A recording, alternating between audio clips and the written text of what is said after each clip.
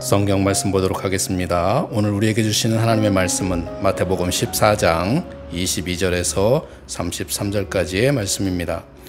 예수께서 즉시 제자들을 재촉하사 자기가 무리를 보내는 동안에 배를 타고 앞서 건너편으로 가게 하시고 무리를 보내신 후에 기도하러 따로 산에 올라가시니라. 저물매 거기 혼자 계시더니 배가 이미 육지에서 수울이나 떠나서 바람이 거스름으로 물결로 말미암아 고난을 당하더라. 밤 사경에 예수께서 바다 위로 걸어서 제자들에게 오시니 제자들이 그가 바다 위로 걸어오심을 보고 놀라 유령이라 하며 무서워하여 소리 지르거늘 예수께서 즉시 이르시되 안심하라 나니 두려워하지 말라.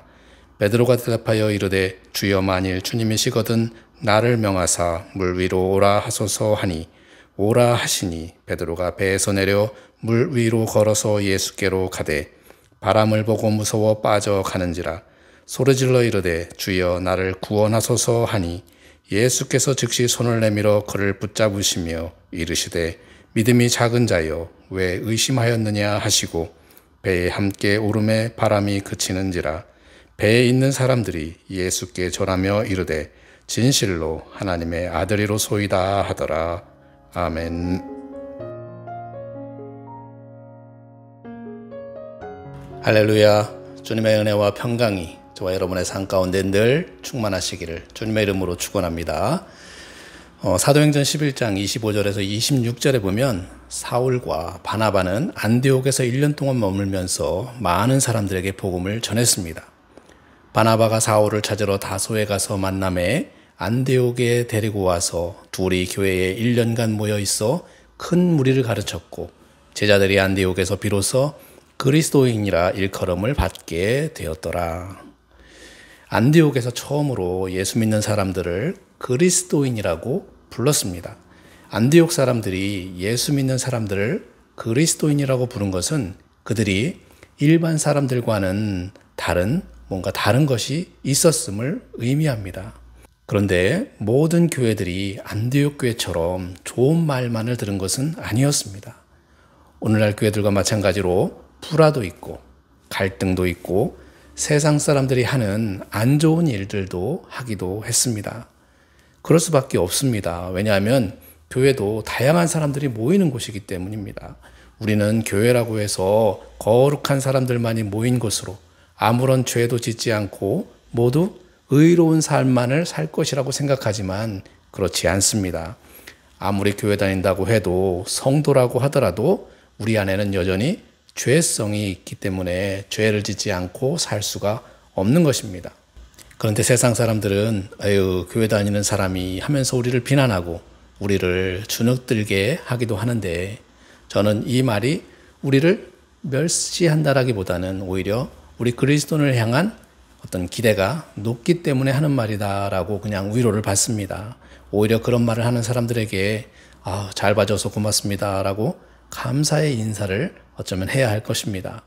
바라기는 그런 말을 들었을 때 우리 스스로 반성의 계기로 삼고 우리를 더욱 성찰해서 성화에 이르도록 노력하는 기회로 삼아야 할 것입니다. 사도행전 6장을 보면 초대교회에도 불화가 있었음을 소개하고 있습니다. 예루살렘 교회에는 서로 공동생활을 하면서 먹을 것을 나누면서 아름다운 공동체를 이루고 있었습니다. 이 예루살렘 교회에는 유대인 출신 기독교인들과 이방인 출신 기독교인들이 있었습니다. 그런데 음식을 나누어 주는데 어느 쪽은 더 주고 어느 쪽은 덜 주고 하는 일이 생겼고 이로 인해서 불평이 생기게 되었습니다. 그래서 12사도들은 성령과 지혜가 충만한 7 지도자를 뽑아서 그 일을 감당하게 하면서 중재함으로 그 문제를 해결할 수 있었습니다. 예루살렘 교회에도 문제가 있었습니다. 고린도 교회에도 불화가 있었습니다. 고린도 교회에는 바울 편, 아볼로 편, 게바 편, 그리스도 편 이렇게 나누어져 있었고 그래서 서로 갈등을 하기도 했고 방언하는 사람과 안 하는 사람으로 나누어서 갈등을 하고 있었습니다. 갈라디아 교회에도 할례해야 한다고 주장하는 사람과 안 해도 된다고 주장하는 사람들 간에 나누어서 서로 갈등을 하고 있었습니다. 빌립보 교회는 어땠습니까? 빌립보 교회에는 유오디아와 순두계라는 여인이 유대교적인 율법주의로 인해서 갈등이 있었습니다. 바울은 이들에게 주 안에서 같은 마음을 품으라. 그렇게 하면서 갈등을 겪고 있는 그들을 화해시키기도 했습니다. 이러한 모습이 세상에 세워진 교회의 모습입니다. 아무리 교회라고 해도 갈등이 없는 것은 아닙니다. 우리가 초대교회의 모습을 본받자고 말하지만 사실 초대교회도 갈등이 있었고 문제가 있었던 교회입니다. 그렇기 때문에 우리에게 진정으로 있어야 할 것은 무엇이냐? 바로 십자가이고 주님의 복음인 줄로 믿습니다. 주님의 은혜를 바라야 하는 것입니다. 바울의 말처럼 주 안에서 같은 마음을 품는 것이 중요합니다. 이러한 것들이 하나 되어야 그때서야 비로소 진정한 교회라고 할 수 있는 것입니다. 바라기는 우리 교회가 십자가를 세우고 주님의 복음의 바탕을 두어서 주님의 은혜로 세워지는 교회가 되고 주 안에서 한 마음을 품고 나아가는 교회가 되시기를 주님의 이름으로 축원합니다. 오늘 본문의 말씀은 우리가 너무나도 잘 알고 있는 이야기입니다. 바로 풍랑을 잔잔케 하시는 예수님. 베드로가 물 위를 걸었는데 믿음이 흔들려 물에 빠졌다라고 하는 그런 이야기입니다. 본문의 내용을 자세히 보면 예수님께서는 제자들을 배에 태워서 먼저 건너편으로 가게 하시고 예수님은 따로 기도하러 산에 올라가셨습니다. 그 사이에 제자들이 탄 배는 이미 육지에서 멀리 떨어져 있었는데 이 바람을 거슬러 왔기 때문에 그들은 풍랑에 몹시 시달리고 있었습니다. 이른 새벽에 예수님께서 바다 위를 걸어서 제자들에게 가셨습니다. 제자들은 예수님께서 바다 위로 걸어오시는 것을 보고 겁에 질려서 소리쳤습니다. 유령이다. 아니 아무리 새벽이라고도 그렇지 어떻게 예수님을 몰라볼 수 있습니까? 어떻게 예수님을 보고 유령이라고 말할 수 있습니까? 그런데 이때뿐만이 아니었습니다. 누가복음 24장 36절에 보면 엠마오로 내려가는 두 사람, 이 두 사람은 마리아가 무덤에 가보니 예수님은 안 계시고 전사로부터 예수님이 부활하셨음을 말하는 소리를 들었다는 그런 이야기와 베드로가 진짜로 가보니 정말 세마포만 남아있더라 라는 그런 이야기를 하면서 가고 있었습니다. 그들이 이런 이야기를 하고 있을 때에 예수께서 몸소 그들 가운데 나타나셔서 말씀하셨습니다. 너희에게 평강이 있을지어다. 그러자 그들은 유령을 보고 있는 줄로 생각했습니다. 왜 그랬을까요? 왜 그들은 예수님을 보고도 유령이라고 생각했을까요? 누가복음 24장 37절은 이렇게 기록하고 있습니다. 그들이 놀라고 무서워하여 그 보는 것을 영으로 생각하는지라. 그들은 놀라고 무서움에 사로잡혀 있었습니다. 오늘 우리가 읽은 본문 26절에도 제자들이 그가 바다 위로 걸어오심을 보고 놀라 유령이라 하며 무서워하여 소리 지르거늘. 풍랑 중에 있는 제자들에게 예수님께서 물 위를 걸어오시자 그들은 무서워하여 즉 두려워서 소리를 질렀다고 기록하고 있습니다. 그렇습니다. 사람은 누구나 두려움을 가지고 있습니다. 두려움을 가지면 작은 것에도 놀라게 되는 겁니다. 예를 들어서 자라보고 놀란 가슴, 소뚜껑 보고 놀란다라는 그런 말이 있잖아요. 그래서 성경에는 이 두려움에 관한 언급이 참으로 많이 있습니다. 두려워하지 말라고 말씀합니다. 출애굽기 14장에 애굽에서 나온 이스라엘 자손들이 비하히롯 근처의 바알스본 그 맞은쪽 바닷가에 이르렀습니다. 그런데 바로가 군대를 이끌고 다가오고 있었습니다. 이스라엘 자손들이 고개를 들고 보니 이집트 사람들이 그들을 추격하여 오고 있는 것입니다. 이스라엘 자손은 크게 두려워하며 주님께 부르짖었습니다. 그리고 그들은 모세를 원망하며 말했습니다. 그들이 또 모세에게 이르되 애굽에 매장지가 없어서 당신이 우리를 이끌어내어 이 광야에서 죽게 하느냐? 어찌하여 당신이 우리를 애굽에서 이끌어내어 우리에게 이같이 하느냐? 우리가 애굽에서 당신에게 이른 말이 이것이 아니냐? 이르기를 우리를 내버려 두라. 우리가 애굽 사람을 섬길 것이라 하지 아니하더냐? 애굽 사람을 섬기는 것이 광야에서 죽는 것보다 낫겠노라. 그러니까 이스라엘 백성들은 이미 그런 생각을 하고 있었습니다. 우리 이렇게 애굽에서 나가긴 하지만 결국은 광야에서 죽는 거 아니야? 광야에 나가서 무엇을 먹고 무엇을 마실 수 있을까? 바로가 우리를 그냥 보내줄까? 정말 모세의 말을 믿고 따라가야 하나? 뭐 그런 생각을 하면서 두려움을 가지고 있었는데 그런데 정말로 바로가 군대를 이끌고 쫓아오고 있는 것입니다. 그러니 이스라엘 백성들의 두려움이 더욱 커진 겁니다. 이럴 때 이 두려움은 절망과 함께 찾아옵니다. 그러나 성경을 보면 이렇게 두려워하는 이유를 믿음이 없어서라고 기록하고 있습니다. 출애굽 사건에서도 그렇습니다. 모세가 두려워하는 백성들에게 이야기를 합니다. 모세가 백성에게 이르되 너희는 두려워하지 말고 가만히 서서 여호와께서 오늘 너희를 위하여 행하시는 구원을 보라. 너희가 오늘 본 애굽 사람을 영원히 다시 보지 아니하리라. 여호와께서 너희를 위하여 싸우시리니 너희는 가만히 있을지니라. 모세는 두려워하지 말라고 말합니다. 그러면서 어떻게 하라는 것입니까?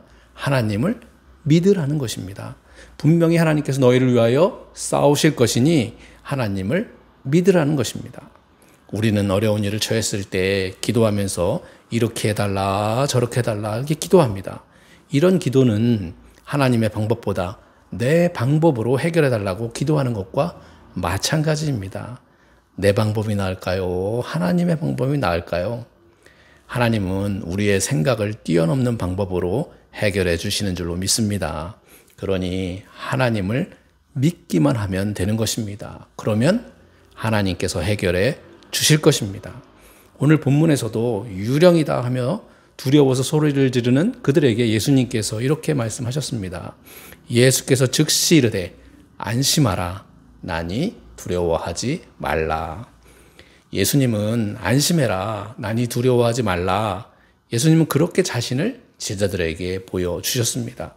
사람이 바다 위를 걸을 수 있다는 것을 상상하지 못하는 그들에게 또한 오늘 이 말씀을 읽고 있는 우리들에게 예수님께서는 자신은 그렇게 하실 수 있는 분임을 보여주시면서 우리로 하여금 주님을 믿게 하신 것입니다. 누가복음 24장 38절에서도 부활하신 주님을 보고 무서움에 사로잡혀 있는 11 제자들에게 이렇게 말씀하셨습니다. 예수께서 이르시되 어찌하여 두려워하며 어찌하여 마음에 의심이 일어나느냐. 내 손과 발을 보고 나인 줄 알라. 또 나를 만져보라. 영은 살과 뼈가 없으되 너희 보는 바와 같이 나는 있느니라. 예수님은 죽임을 당하셨지만 분명히 다시 살아나셨다는 것입니다. 예수님은 끝내 죽음을 이기셨다라는 것입니다. 그러니 두려워하지 말고 예수님을 믿으라는 것입니다. 그러나 사실 아무리 두려워하지 말라고 해도 우리는 두려워하지 않을 수 없습니다. 지금 당장의 일도 두렵지만 앞으로의 일들을 생각하면 온통 두려움 뿐입니다. 그러고 보면 과거, 현재, 미래가 다 두렵습니다. 과거는 지나간 경험으로 인해서 혹시 또 그런 일을 겪을까 불안하고 두렵습니다. 현재는 지금 닥친 일들을 어떻게 해결해야 될지 모르기 때문에 두렵습니다. 미래는 어떤 일이 일어날지 알 수 없기 때문에 두렵습니다. 그렇게 두렵기 때문에 늘 불안할 수밖에 없는 것입니다. 그러나 예수 그리스도를 믿는 신앙인들은 두려워할 필요가 없습니다. 놀랄 필요도 없습니다. 왜냐하면 예수님께서 우리를 구원하러 오신 분이고 또 우리에게 은혜를 주시는 그런 분이시기 때문입니다. 우리는 두렵더라도 그분이 예수님이면 두려워할 필요가 없는 줄로 믿습니다. 배에 타고 있던 제자들 중에 베드로가 물 위를 걸어오시는 예수님을 보고 예수님이라는 것을 알았습니다. 그래서 베드로가 예수님께 말했습니다. 주여, 만일 주님이시거든 나를 명하사 물 위로 오라 하소서. 예수님께서 말씀하셨습니다. 오너라. 그러자 베드로가 배에서 내려서 바다에 발을 디뎠습니다. 그리고 일어섰습니다. 그는 바다 위를 걸어서 예수님께로 갔습니다. 베드로는 예수님의 말씀을 듣는 순간 믿음이 생겨났습니다. 그래서 바다 위로 내려섰습니다. 그리고 예수님을 바라보면서 예수님께로 걸어갔습니다. 얼마나 멋집니까? 상상만 해도 신나죠. 그런데 30절에 보니 베드로는 거센 바람이 불어오는 것을 보고 무서움에 사로잡혀서 물에 빠져가게 되었습니다. 만약 땅바닥이었으면 무서워했겠습니까? 아마도 이리 뛰어보고 저리도 뛰어보고 그랬을 것입니다. 그런데 바다는 그렇지가 않은 겁니다. 여전히 바다는 두려운 존재인 것입니다. 이러다 빠지면 어떻게 해야지? 뭐 그런 생각이 드는 겁니다. 우리가 사는 것도 그렇습니다. 아무리 하나님께서 두려워하지 말아라 하셔도 우리는 여전히 두려워합니다. 우리가 서 있는 환경이 마치 풍랑이 이는 바다와 같은 겁니다. 산다고 하는 것이 언제라도 바다에 빠질 것 같아서 아슬아슬한 겁니다. 하루를 시작하면서도 좋은 일을 기대하며 기뻐하는 그런 마음보다도 또 무슨 나쁜 일이 일어나지는 않을까 하는 그런 두려움으로 하루를 시작하기도 합니다. 우리는 이 막연한 두려움으로부터 벗어나야 합니다. 그래야 마음의 기쁨을 얻을 수 있습니다. 어떻게 벗어날 수 있습니까? 이어지는 베드로의 이야기에서 그 방법을 찾을 수 있습니다. 베드로는 거센 바람이 불어오자 무서움을 느끼더니 물에 빠져서 물속으로 들어가기 시작했습니다. 베드로는 소리쳤습니다. 주여 나를 구원하소서. 주님 나를 살려 주십시오. 그러자 예수님께서 손을 내밀어서 베드로를 붙잡으면서 말했습니다. 믿음이 적은 자야 왜 의심하였느냐. 두려움의 원인은 의심 때문이었습니다. 의심은 하나님의 능력을 약화시키는 것입니다. 상상할 수도 없는 축복을 받고도 의심하면 그것을 다 잃어버릴 수도 있는 것입니다. 물 위를 걷는 그런 엄청난 기적을 체험하고도 의심하면 물에 빠지는 것입니다. 야고보서 1장 6절에서 7절에 보면 이렇게 말씀하고 있습니다. 오직 믿음으로 구하고 조금도 의심하지 말라. 의심하는 자는 마치 바람에 밀려 요동하는 바닷물결 같으니 이런 사람은 무엇이든지 주께 얻기를 생각하지 말라. 오직 믿음으로 구하고 조금도 의심하지 않으면 주님께서 이루어 주신다는 것입니다. 그러니 우리가 두려움에서 벗어나는 길은 의심을 하지 않는 것입니다. 의심을 하지 않고 주님의 말씀을 믿기만 하면 이루어질 줄로 믿습니다. 믿음의 조상 아브라함도 창세기 15장에 아브라함아 두려워 말라. 나는 내 방패요 너의 지극히 큰 상급이니라 라는 하나님의 말씀에 아브라함은 주여 내게 무엇을 주시려 하십니까? 주께서 내게 씨를 주지 아니하셔서 나는 자식이 없사오니 이 다메섹 사람 엘리에셀을 상속자로 하려 합니다 라고 말했습니다. 이 하나님께서는 그 사람이 내 상속자가 아니라 내 몸에서 날 자가 내 상속자가 되리라. 그리고 또 말씀하시기를 하늘을 우러러 무뼈를 셀 수 있나 보라. 내 자손이 이와 같으리라. 아브라함의 입장에서 볼 때 어떻게 이 말씀을 믿을 수 있겠습니까? 지금 자신이 낳은 아들이 한 명도 없습니다. 이미 나이가 들어서 아들이고 딸이고 이젠 낳을 수 있는 형편도 아닙니다. 그런데 하늘의 별같이 많은 후손을 주시겠다고 말씀하시는 것입니다. 지금 딸랑 아브라함 혼자인데 그 말씀이 아브라함의 생전에 이루어질 수 있겠습니까? 그런데 창세기 15장 6절에 보면 아브라함이 여호와를 믿으니 여호와께서 이를 그의 의로 여기시고 아브라함은 여호와를 믿었다는 것입니다. 이 믿을 수 없는 말씀을 믿었다는 것입니다. 그래서 여호와께서 이를 아브라함의 의로 여기셨다는 것입니다. 우리의 상식에 믿을 수 없는 사실도 하나님이 말씀하시면 아멘으로 순종할 때 놀라운 축복이 임하는 줄로 믿습니다. 요한복음 14장 11절에 내가 아버지 안에 거하고 아버지께서 내 안에 계심을 믿으라. 그렇지 못하겠거든 행하는 그 일로 말미암아 나를 믿으라. 예수님께서는 예수님을 믿는데 만약 제대로 믿어지지 않거든 예수님이 행하신 일을 보고 믿으라는 말씀입니다. 예수님께서는 공생애 동안에 많은 기적을 보여주셨습니다. 죽은 자도 살리시고 병든 자도 고치시고 바다도 잠잠케 하셨습니다. 그런 기적을 보고 믿으라는 것입니다.